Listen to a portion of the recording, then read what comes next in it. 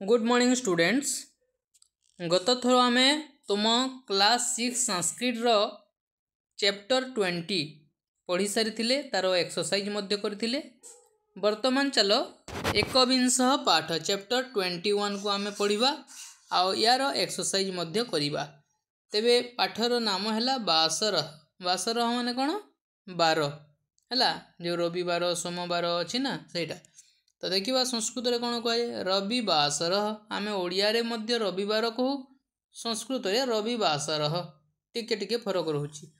तापर सोमवार को कौन कहवा सोमवासर, मंगलवार को मंगलवासर, बुधवार को बुधवासर, गुरुवार को गुरुवासर, शुक्रवार शुक्रवासर, शनिवार शनिवासर है।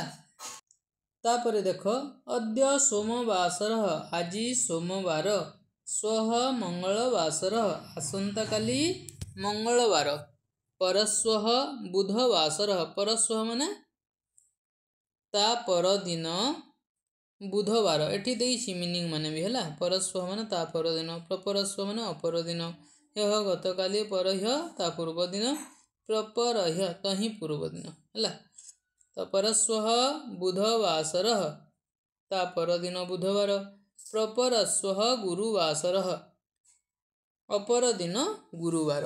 से भाई अद्य बुधवासर आज बुधवार, ह्यः मंगलवासर गतकाली मंगलवार थिला, परह्य सोमवासर ता पूर्वदिन सोमवार थिला, प्रपरह्य रविवासर तहि पूर्वदिन रविवार थिला। तापरे स्वः गुरुवासर आसंता काली गुरुवार, परस्वः शुक्रवासर ता परदिन शुक्रवार, प्रपरस्वः शनिवासर अपरदिन शनिवार।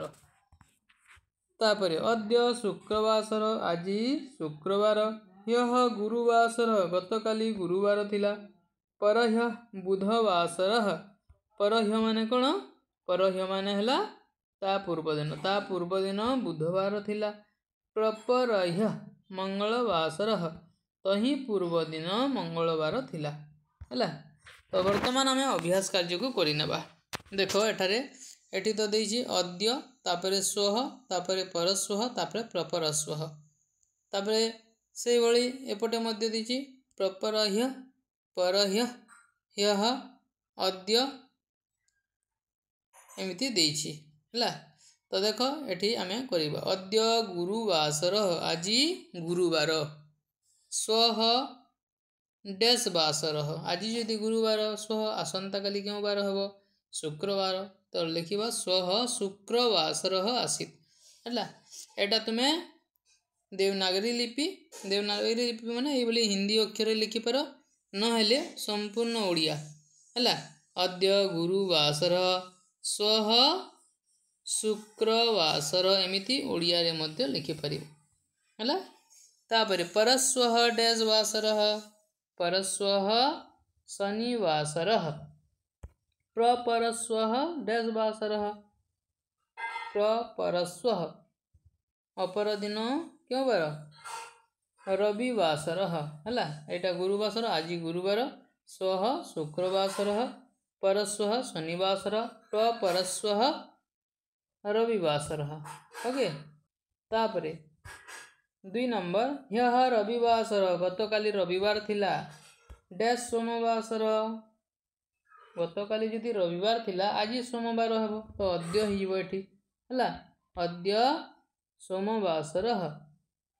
तापरे स्वः मंगलवासर एठी स्वः लागिबो, तापरे परस्वः बुधवासर ता परदिन बुधवार, प्रपरस्वः शनिवासर अपरदिन शनिवार है।